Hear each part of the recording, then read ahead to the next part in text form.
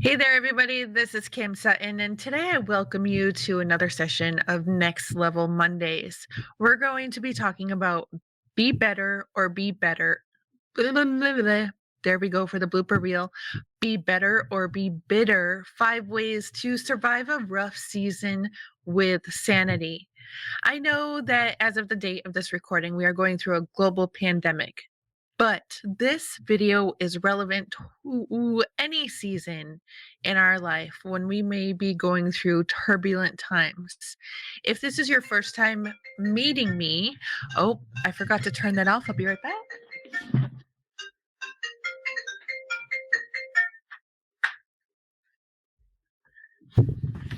That is not how I like to do a Facebook Live, but good friends call when they're supposed to call.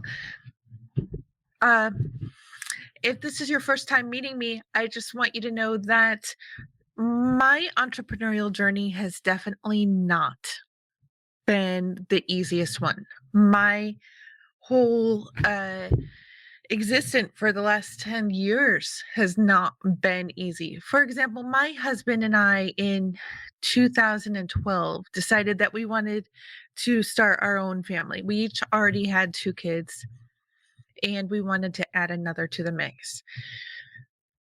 In between November of 2011 and September of 2012, we went through 4 miscarriages and we gave up trying. I just couldn't go through the heartbreak anymore of knowing that there was life inside of me and all of a sudden there wasn't.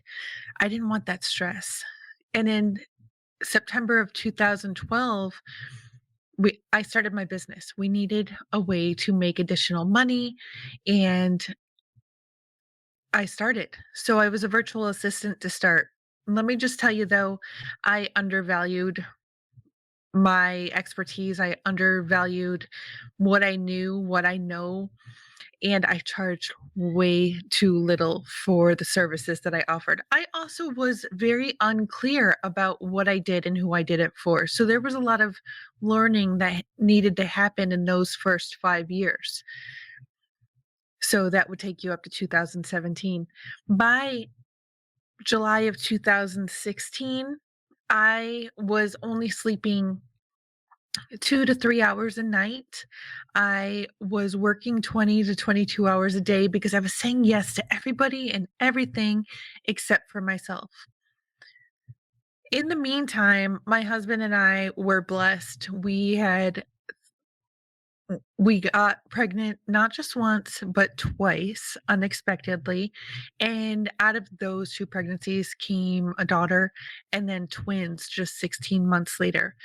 I was the primary breadwinner for this period. I'm the primary breadwinner today. But all of a sudden, in the midst of these pregnancies and being so sick, and then the downtime after the babies were born, there was nobody that was making money. I want you to know that when I say be better or be bitter, and I discuss the 5 ways to survive a rough season with sanity, it's because I have gone through super rough seasons myself. I've gone through rough seasons with my husband, with our family. We had a car repo'd after the twins were born. We went into foreclosure with our house and got out of it. So the 5 steps that I'm going to take you through are some of the lessons that I learned and some of the lessons that I need to remind myself on a daily, weekly, monthly, or annual basis, depending on what the season looks like at that time. The biggest lesson that I needed to learn was to prioritize me. I know it may be hard to think about prioritizing yourself when you have a family that you need to take care of, when you have clients you need to serve, when there is a world that is in chaos and there are people who need help. But if you don't take care of yourself first, you're not going to be around to take care of other people. It took me forever to realize the whole concept of putting on your own mask first. You know how in an airplane they talk about how you need to when the masks drop, when the oxygen masks drop, you need to put on yours and then take care of the child and then take care of the people next to you. That's because if you don't put on your own, if you're putting on everybody else masks first, by the time you get the chance to put your own mask on, you could be passed out because you haven't been able to breathe. This is exactly what was happening to me in 2014, 2015, 2016. By the time it got to the ultimate low for me, I was sleep deprived, anxiety ridden, majorly depressed, and suicidal. Please do not let your taking care of everybody else go before you're taking care of you. And I have a confession for you. Just yesterday, I put physical fitness back onto my shelf. I am prioritizing my fitness and exercise before I even prioritize my kids' homeschooling during this time. If you're watching this 2 years down the road, I am recording this in week 2 of our stay at home order here in Ohio during the coronavirus. It's been rough.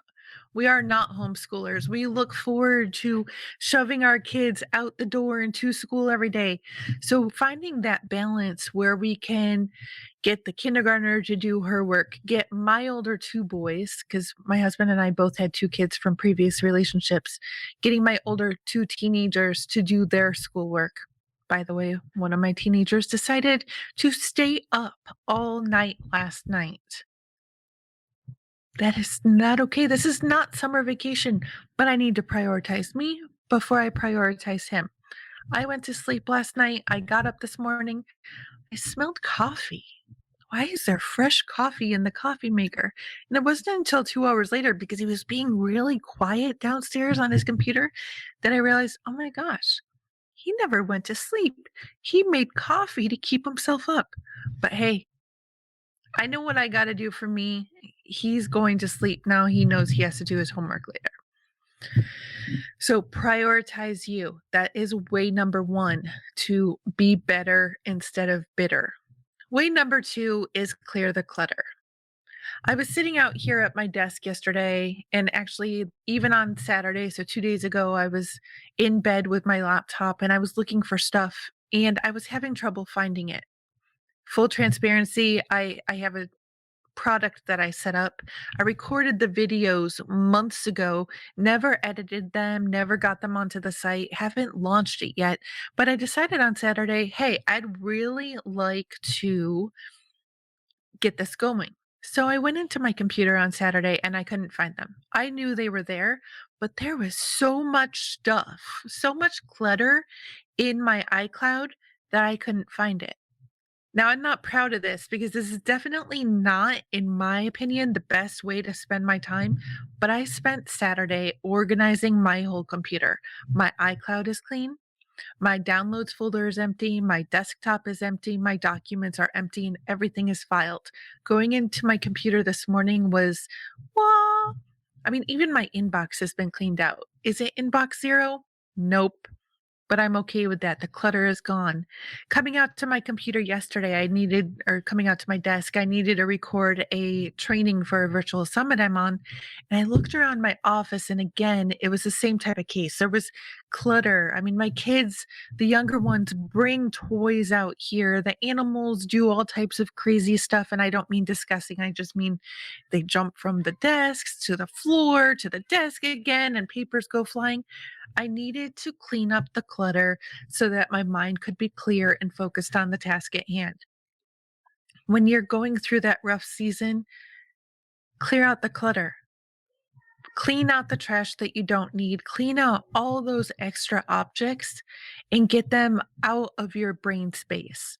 When you clear the clutter from your physical area, you're clearing the clutter from your mental space as well, and you can focus so much better. So, way number two again, clear the clutter. Way number three, make your mainstream a clean stream. So I'm going to say that again. Make your mainstream a clean stream. Last night I was watching the evening um release, I don't know what to call it, of Pastor Stephen Furtick's sermon from yesterday at Elevation Church. He's been doing it all virtually because, we can't congregate. And there was a bit of talk about Instagram specifically, how people were saying it's not Instagram right now, it's Instagross. I disagree, and let me tell you why. I have cleaned up all my social media streams to be only the inspiring and motivational messages or the people who I know, like, and respect that have motivational and inspirational messages. So I don't see all the drama. When we're going through a rough season, the last thing that we need to see when we go online is drama. Clear it out, unfollow. If it's family members on Facebook and you just don't want to see their drama anymore, you can unfollow. Does that mean you unfriend them? Mm-mm. You just unfollow, and then it doesn't show up in the stream when you come online. I've also been using what is it called? Facebook newsfeed eradicator. So every time I get on here on Facebook or any other platform, I am not seeing everybody else's posts. I don't I don't even need to unfollow anymore because I use the newsfeed eradicator. All I see is a place where I can put in my own post, and I see an inspirational quote of the day. I don't need drama in my life, especially drama that I don't create. If I want to go see somebody's feed, then I type in their name and I go see it. If I want to see all the feed, oops, then I go on my phone and I can see it all. But I am not glued to my phone. That's why my phone was on the other side of the room when it started ringing just a couple minutes ago. So make your mainstream a clear stream, clean stream. Make your mainstream a clean stream.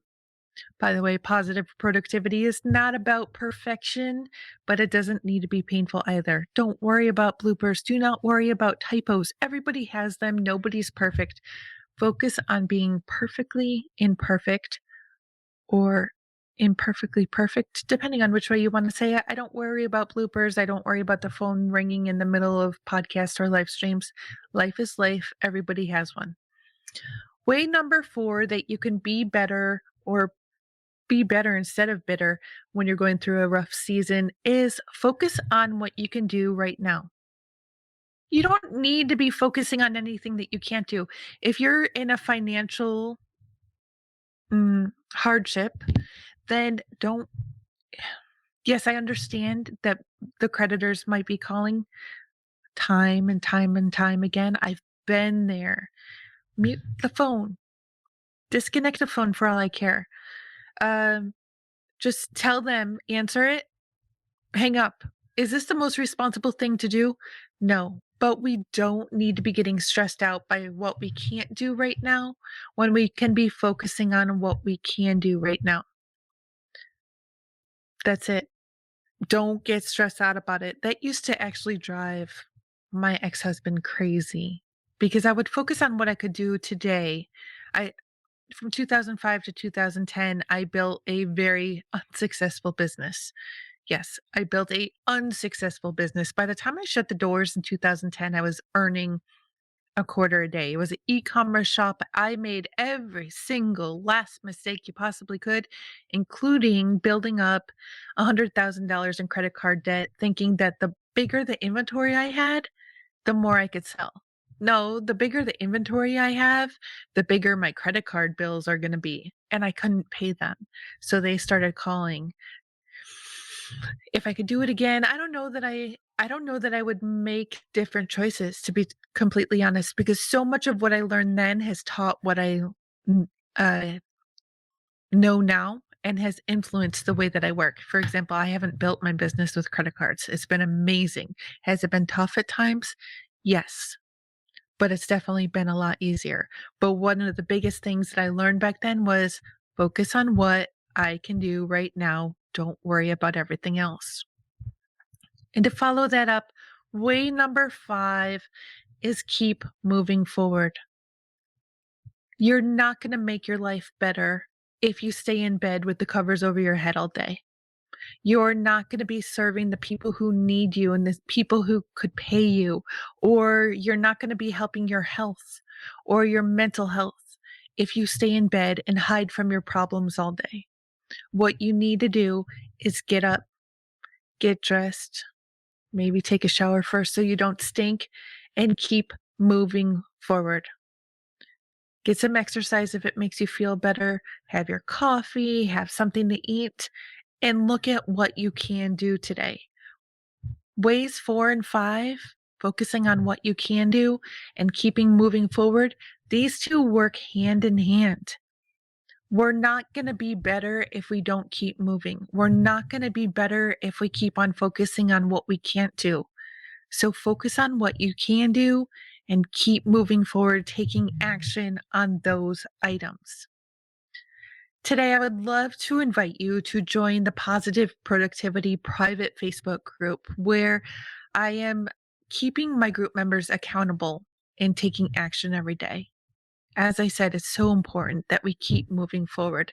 So I'm going to put down below in the description a link to the Positive Productivity Facebook group, and I welcome you to join me now or in the future.